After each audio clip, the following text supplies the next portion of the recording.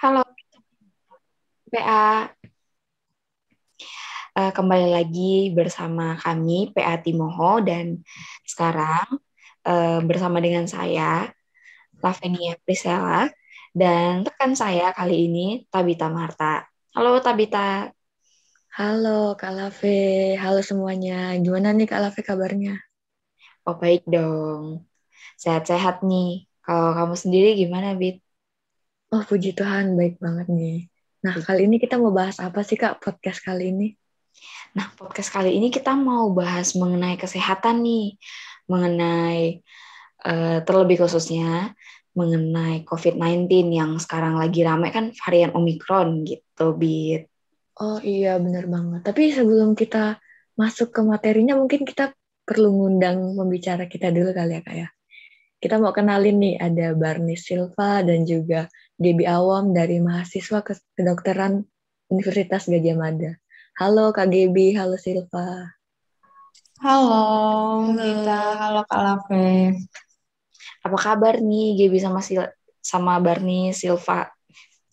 Puji Tuhan, bayi, sehat, puji Tuhan. Oke, puji Tuhan ya. Nah, untuk pemaparan materinya sendiri, apakah sudah siap nih kita tanya-tanya nih? Wah, siap banget Tabita. Oke, mantap. Jadi, mengenai COVID-19 ya, Kak ya. Mungkin banyak orang nggak tahu ya, Kak, soal apa sih COVID-19. Terus apa sih, sekarang kan lagi viral Omicron gitu. Nah, itu tuh apa sih, Kak, COVID-19 varian Omicron itu? Mohon dijelaskan coba secara rinci. Oke, pertama-tama kita mesti tahu dulu nih COVID-19 itu kepanjangannya apa sih? Atau apa sih itu COVID-19? Jadi kalau kita cari tahu lagi, sebenarnya COVID-19 itu adalah nama penyakitnya, Coronavirus Disease 19 gitu. Nah, sedang di mana COVID-19 ini, penyakit COVID-19 ini disebabkan oleh suatu virus yang namanya Severe Acute Respiratory Syndrome Coronavirus 2 atau kalau kita lebih kenal dengan sebutan SARS-CoV-2. Jadi, kesimpulannya COVID-19 penyakit yang disebabkan oleh virus SARS-CoV-2. Nah, jadi kalau ditanya varian Omicron, berarti varian Omicron itu merupakan varian dari virus SARS-CoV-2. Nah, jadi sama seperti virus-virus pada lainnya, virus SARS-CoV-2 ini juga dia akan memiliki sifat yang suka bermutasi gitu. Nah, mutasi-mutasi inilah yang akan menyebabkan munculnya varian-varian baru dari virus tersebut. Kalau yang kita kenal sekarang yang paling hype itu ya salah satunya varian Omicron atau nama lainnya itu varian B11529 gitu. Jadi varian Omicron ini pertama kali diidentifikasi di Afrika Utara. Nah, ciri khasnya varian Omicron adalah dia itu penyebarannya jauh lebih cepat, jauh lebih mudah dibandingkan varian-varian COVID-19 yang sudah ada sebelumnya. Itu Bita. Oh, jadi gitu ya, Kak. Aku baru tahu kalau ternyata Omicron ini adalah SARS-CoV-2 ya tadi dibilang. Wah, baru jadi nambah pengetahuan nih. Kalau gimana nih Kak Lafi? Apakah Kak Lafi juga baru tahu sama kayak aku atau gimana nih? Iya nih, kalau aku baru taunya kalau ternyata varian Omicron ini dari apa namanya? Tadi Afrika gitu ya, dari luar negeri. Iya, Oke, menarik sekali ya pembahasan tentang Omicron ini. Dan saya mau tanya lagi nih kepada teman-teman Barni, Selva, dan Gaby. Gimana sih tingkat keparahan penyakit saat terinfeksi, yang apalagi yang Omicron ini? Oke, Kak Lafe. Jadi kalau bicara tingkat penyebaran dulu, Omikron ini memang lebih cepat menyebar ya. Tapi kalau tadi pertanyaannya tingkat keparahan, memang Omikron ini tidak lebih berat dari varian COVID lainnya. Tidak lebih berat ini bukan berarti ringan juga ya, bukan berarti dia ringan dan bisa kita remehkan. Karena faktanya beberapa orang itu masih ada yang bisa kena penyakit yang parah, perlu dirawat inap, bahkan sampai meninggal gitu gara-gara infeksi varian ini. Nah, kenapa bisa ada yang parah? Itu biasanya yang belum divaksin. Tapi untuk vaksin ini nanti kita jelasin lebih lanjut seberapa efektif. Gitu, Kak Lafe. Oh, jadi enggak kayak varian sebelumnya kan yang wah parah banget gitu sampai orang-orang takut kalau ini lebih ringan ya gejalanya ya. Ya, lebih ringan tapi lebih gampang nyebarnya, lebih cepat nyebarnya.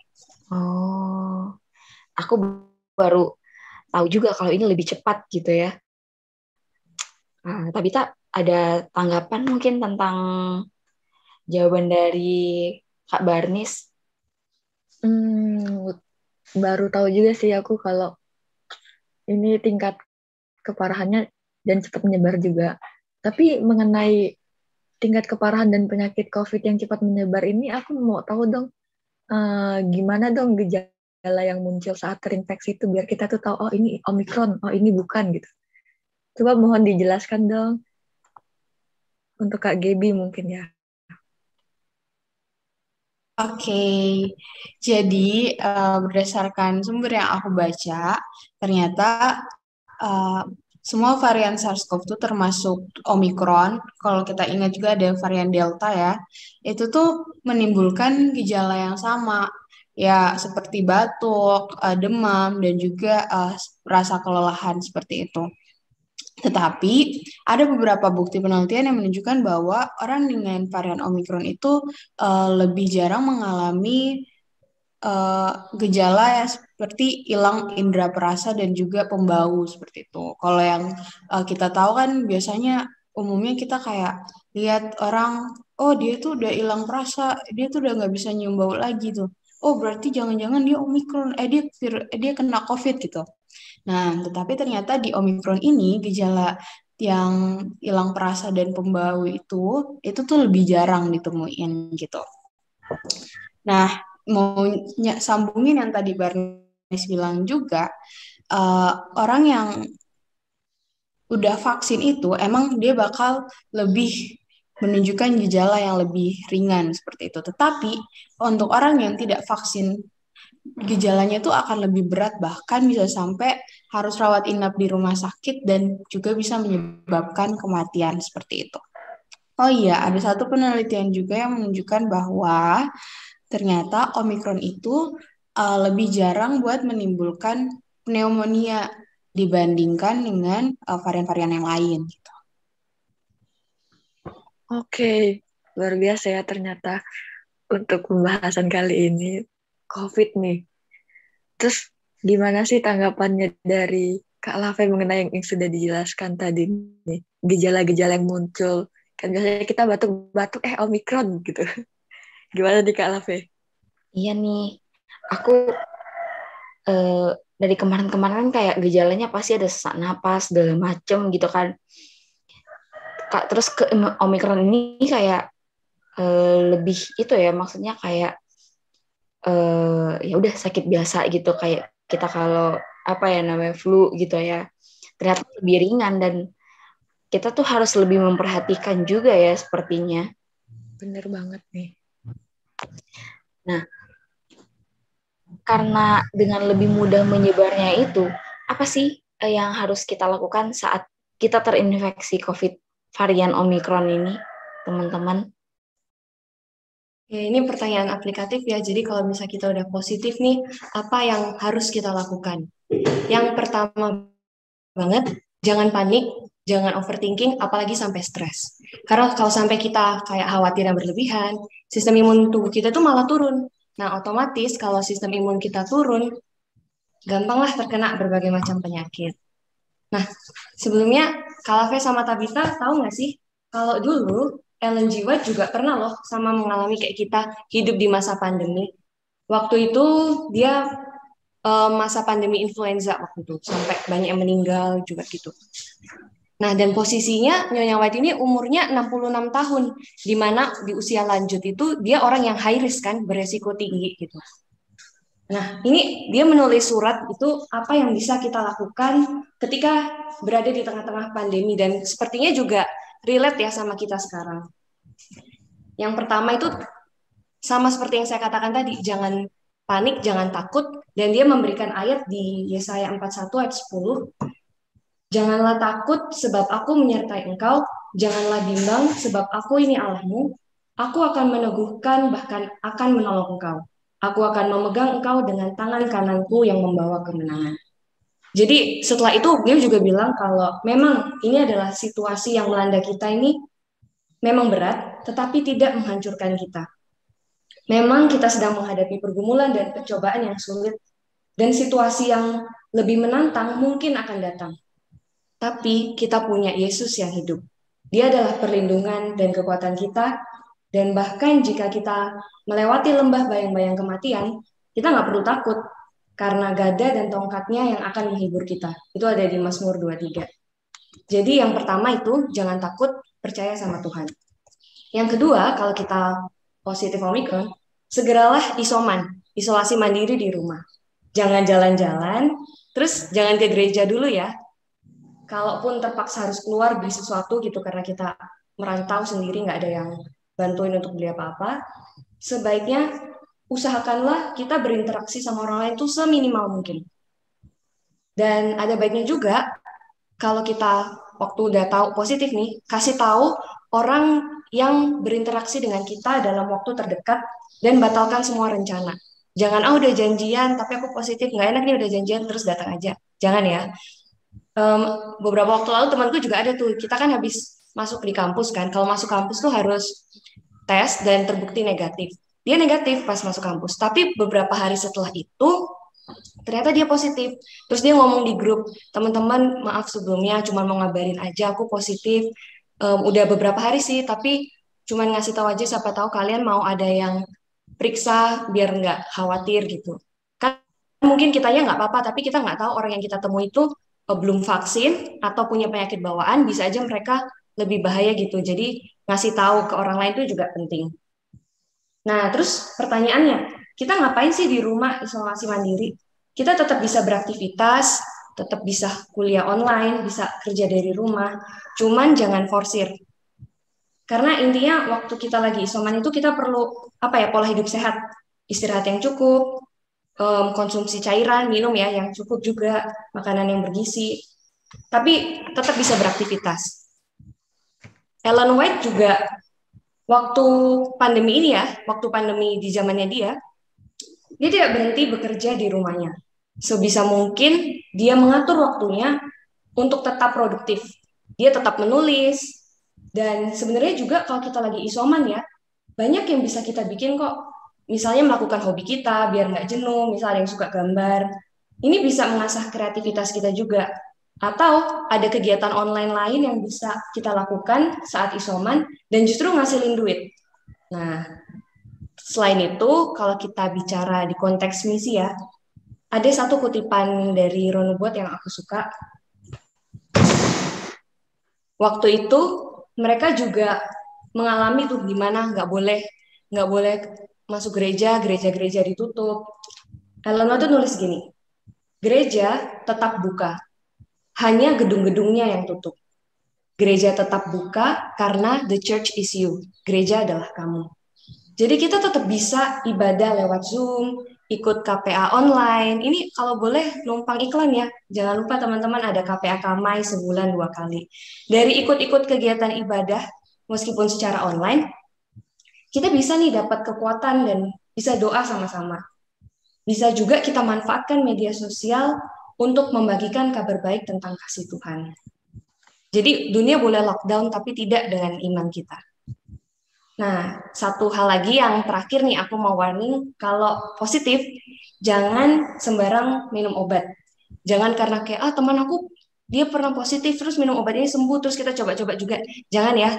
Karena kayak setiap orang itu beda, harus konsul ke dokter. Bisa juga konsultasi online sekarang udah banyak.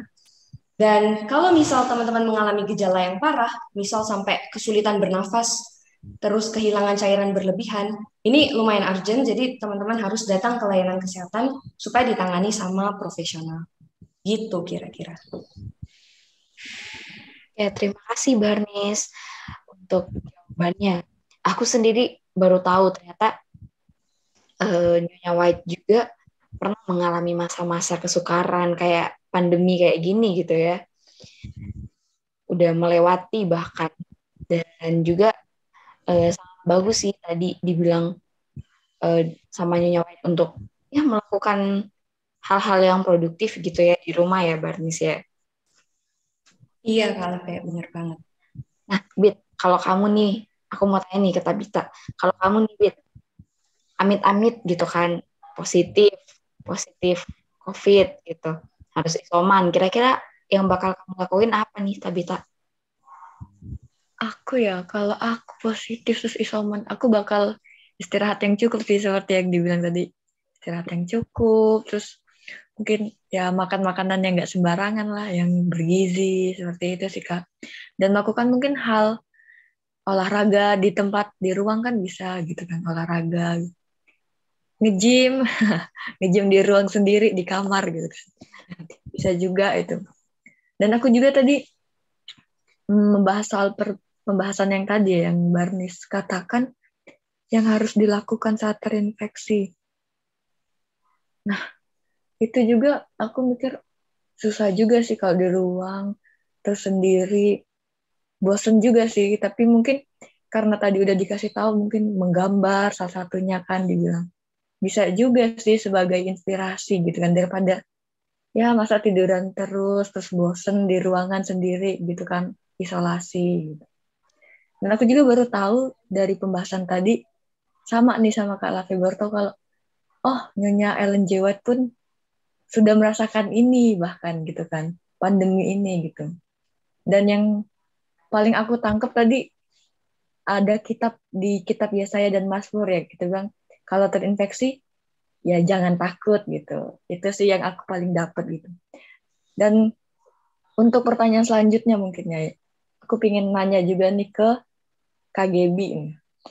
Kalau misalnya aku udah kena COVID-19 nih, apakah aku juga bisa beresiko mengalami reinfeksi varian Omicron? Nah, mohon dijelaskan coba KGB. Oke, Vita. Ini pertanyaan yang biasa banget ditanyain juga ya.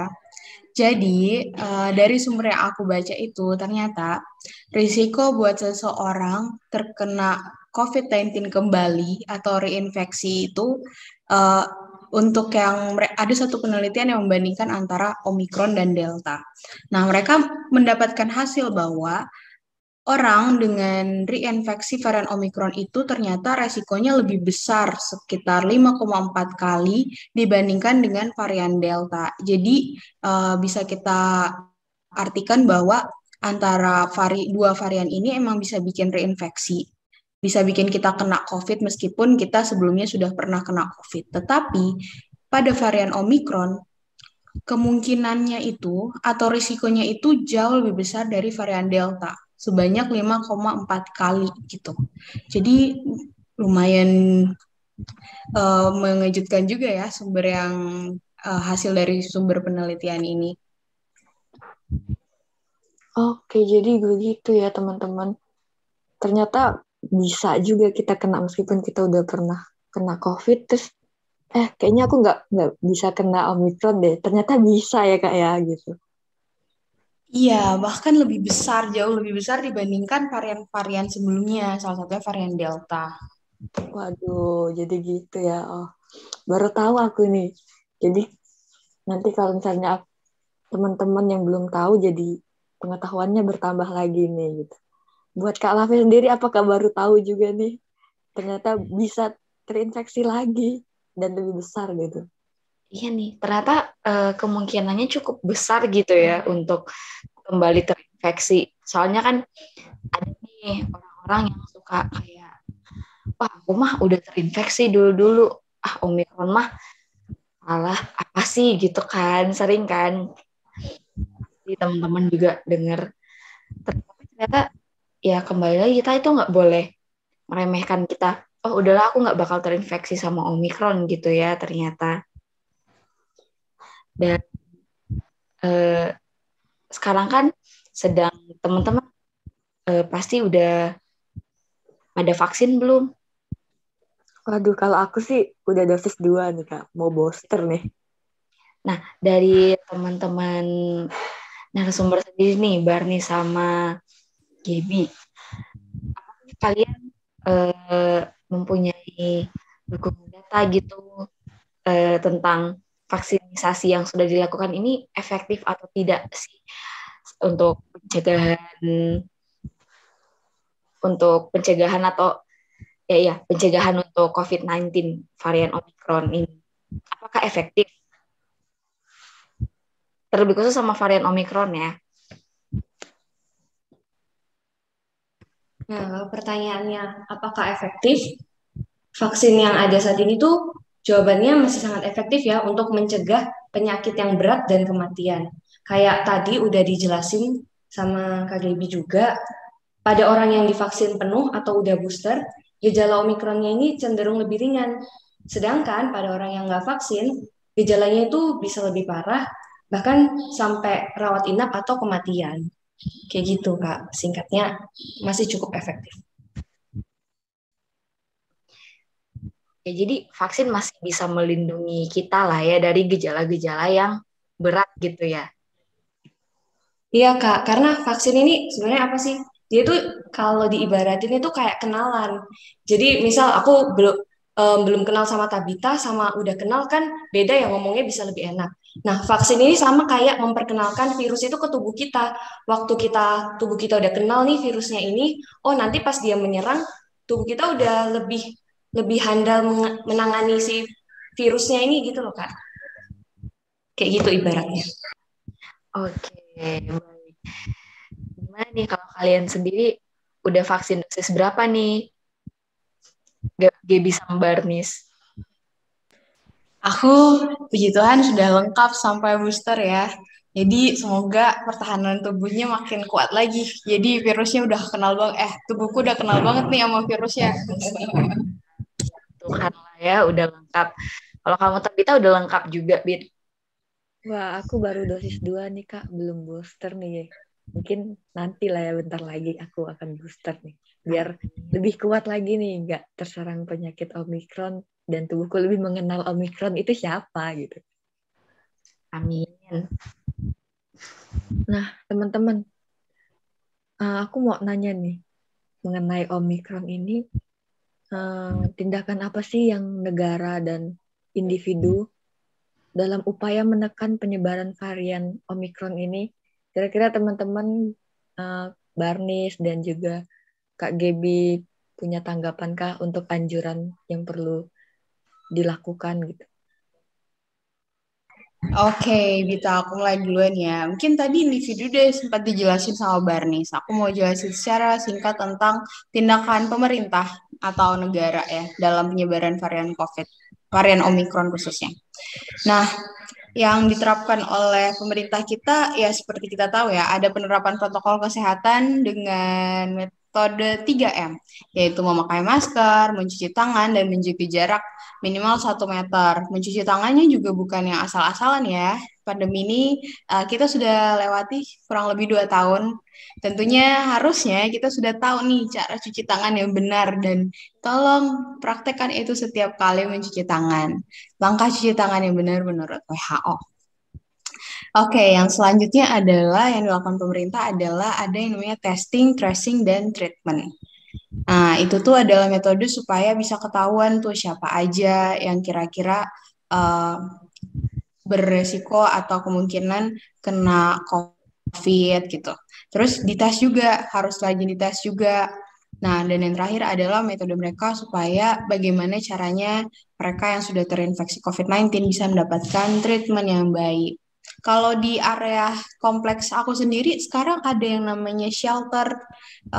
Jadi itu tuh tempat di mana semua yang kena COVID ditaruh di sana dan dirawat di sana secara gratis ya, dapat perhatian dari pemerintah dan juga dari kampus juga. Jadi semua pengobatannya, semua makanannya itu diperhatikan. Mungkin itu merupakan salah satu bagian juga upaya yang dilakukan pemerintah bekerja sama dengan universitas untuk merawat, dalam hal ini memberikan treatment bagi mereka yang terinfeksi COVID-19. Nah, langkah yang ketiga ada juga vaksinasi. Tadi udah jelaskan jelas banget ya sama Barnis. Jadi vaksinasi ini sebenarnya tujuannya tuh bukan supaya kita kita vaksin supaya kita tuh nggak kena COVID.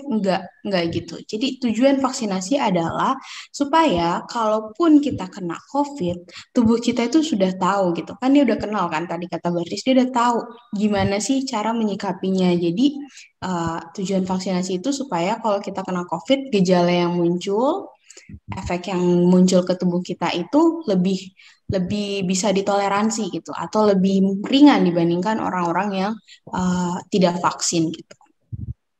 Oke, mungkin itu yang bisa aku tambahkan. Oke, terima kasih Kak Gebi untuk ternyata pemerintah juga berusaha melakukan tindakan yang baik ya untuk kita juga para mahasiswa. Tadi ada shelter juga untuk orang-orang yang terkena kayak Gebi ya. Nah, aku juga untung aja sekarang ini kita masih sehat-sehat ya teman-teman. Untuk dari pembahasan tadi nih, Kak Lafe, menurut Kak Lafe gimana? Dari keseluruhan pembahasan ini sih aku ngerasa apa ya, bertambah ilmunya gitu loh. Karena kan selama ini apa sih Omikron? Aku hanya dengar-dengar aja gitu kan. Ini apa sih gitu? Gimana sih gejalanya? Apa sih yang harus dilakukan semisal positif gitu kan? Dan melalui podcast ini jadi menambah pengetahuanku gitu. Bener banget sih, aku juga baru tahu dari apa, terus masuk ke Nyonya Ellen G. White juga tadi gitu kan, masuk ke kitab Yesaya, Mazmur gitu, terus tindakan pemerintah. Aduh, luar biasa banget sih untuk pembahasan kali ini. Nah, mungkin sebelum kita tutup, kita mau minta closing statement-nya nih dari Barnis, gimana nih? Oke, untuk closing statement ya. Pertama, kita akuin dulu, ini memang masa-masa yang sulit, masa yang berat, apalagi buat yang lagi isoman. Tapi, ketika diterjang badai, justru saat itulah kita harus berpegang kuat pada jangkar. Bukan malah melepaskan pegangan kita atau menjauh. Sama juga saat yang sulit dan berat seperti ini, justru kita harus berpegang kuat harapan kita kepada Tuhan. Kita harus percaya sama janji-janji indah yang Tuhan tinggalkan bagi kita, dan itu bisa kita dapatkan ribuan janjinya dari firman Tuhan dan melalui baca Alkitab. Dan jangan lupa kita harus tetap berpikiran positif, jangan berkecil hati, jangan takut, karena Tuhan akan selalu menyertai kita. Amin. Amin. Terima kasih Gebi. Terima kasih Barni Silva untuk pembahasan kali ini. Oke teman-teman, sebelum kita tutup ya, aku mau nyampain pesan buat kalian. Jangan lupa untuk tetap jaga kesehatan, jaga prokesnya lebih ketat lagi.